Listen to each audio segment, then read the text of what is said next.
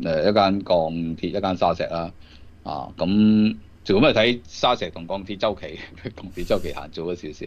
因為鋼鐵嘅因素就近年多關稅，所以你見到個價係即係 NUE 嗰間就懟落嚟，都即係賺錢都受關稅影響嘅。咁至於你話沙石英泥嗰啲就反而係睇基建咯。咁基建 OK 啦，即係近年個樓價周期都谷緊上嚟，咁所以即係起碼截至上年啦，上年嚟計條數係幾 OK 嘅。咁今年就開始有啲波動啦。咁其實我覺得周期會轉嘅，即係你都唔好諗住一定一路咁上。啊至於嗰啲上落就